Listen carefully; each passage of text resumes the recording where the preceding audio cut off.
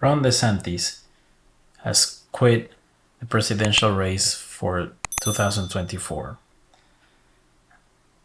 It was very clear that he had no chance of winning. However, Nikki Haley thought all the independent voters would go to her and then she would do a massive miracle and she will somehow win the primaries. Now, ladies and gentlemen, welcome to the road to the presidency. This is a tough path for running for the presidency. Now, Ron DeSantis had a very good start, or let's just say a very massive start of the campaign, where it collapsed Twitter. It made Twitter go down, and everybody thought that Ron DeSantis had a real chance of winning the primaries. It was so explosive, so incredible. So many people thought, wow, if this guy brings Twitter down, Ron DeSantis must be the next president of the United States of America. He has a really, really great chance. Now, if you leave the technology issues aside, Ron DeSantis now left the race days away from New Hampshire. Now, the problem now is that Nikki Haley still thinks that all the people from Ron DeSantis are going to go to her. That's very, very difficult.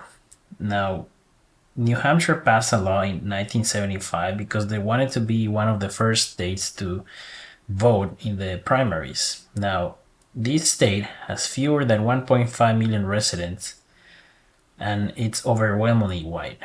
There are a lot of independents in New Hampshire, and it's very doubtful that they will vote for Nikki Haley. The most successful presidential candidates are affiliated with a political party. If Nikki Haley thinks that the independent voters, which are not affiliated with a political party, are just going to go and vote for her days after Ron DeSantis pulls out, what that tells me is that she's basically counting that all the noise that she's making right now is gonna be helpful for her for years from now. Now, Nikki Haley meets all the criteria. First and foremost, she has the eligibility. She's at least 35 years old and she has been a resident of the United States for at least 4 years. This criteria ensures that they have a deep understanding of this country and its values. Most successful presidential candidates are affiliated with a political party.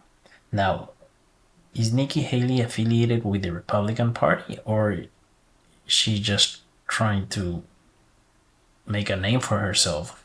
I know she claims that she's Republican, but right now, Republican basically means Trump. So the odds of her winning are very, very difficult. Now, Trump is clearly the frontrunner, holds 50% support among likely Republican voters in the Grand State. According to CNN poll conducted by the University of New Hampshire released Sunday, the advantage that Trump has is so overwhelming that it's basically impossible at this point that Nikki Haley is going to win. However, if we will hear everything that Nikki Haley is going to say in the next few days, it's gonna be attacks. Let's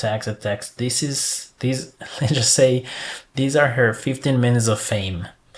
And she really needs to take advantage of that and say everything she wants to say. Now, what is Nikki Haley going to do in her 15 minutes of fame? According to the Washington Post, in the history of the United States, nobody has won the primaries after a win over 50%, like the massive Donald Trump win in Iowa. Therefore, Nikki Haley is basically not going to win. Now, what she's going to say in the next few days is that Donald Trump is incompetent, that he's too old, that Biden is too old, that we need a new generation of leaders, etc., etc., etc. Now, the problem is that she's not telling us who are the people that are coming from that new generation. Ramaswamy, that's not the guy. Nikki Haley, that's probably not the girl. So basically what she is concerned right now in 2024 is in the elections of 2028. Voters want to know where you stand on critical issues. Develop clear positions on matters such as the economy, healthcare, foreign policy, and social issues. A compelling platform can resonate with a diverse range of votes. Crafting a positive public image is essential. Invest time in effective communication, both in traditional media and social platforms. Public speeches, interviews, debates play a significant role in shaping how voters perceive you. Participation in debates is a key aspect of a presidential campaign. Engaging in debates allow voters to see how you handle pressure, articulate your position, and respond to challenges from opponents. It's an opportunity to showcase your leadership qualities. Now, when Haley was arguing against DeSantis, what she said is santislies.com, something like that. And that debate was not good. I think they even removed it from YouTube. I couldn't even find it. I just saw like a 5-minute summary, and it was just two guys who had no chance. And Haley, yeah, she knew there was a website which included a lot of lies from Don DeSantis, according to her, and presumably that was her only answer. So basically, where are we now? New Hampshire is gonna be a repeat of Iowa. Now, if the media is Democrat, like NBC, then they're probably gonna say it's not impressive because there's not enough opponents, etc., etc., etc. But what we are witnessing now, it's almost like a Rocky movie.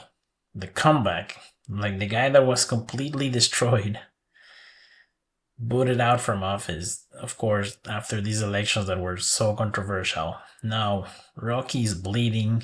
He's absolutely demolished. Everybody thinks he's about to die, and he comes back. This is Sylvester Stallone in politics. Somehow, this is Rocky 2. This is Trump 2. And this is very exciting to watch. No, I don't know exactly what's going to happen. What's going to happen in November? There's a lot of things that can happen from here to November. But these folks, this is Rocky Balboa. This is Trump Balboa. This is the guy fighting with everything he has. And yes, this is history in the making. And it's funny to see just how much enemies he has. It's sad to see at the same time. But this is basically Hollywood movie. If he wins, if Trump wins, this will be the comeback of the century. It'll be historic. 200 years from now, people will remember this guy was destroyed. He had like 10 million lawsuits. His biggest expense was lawyers, basically. And now he came back. And now they're gonna put Trump next to Sylvester Stallone and say these guys are basically the same. So it'll be exciting to see what's going to happen.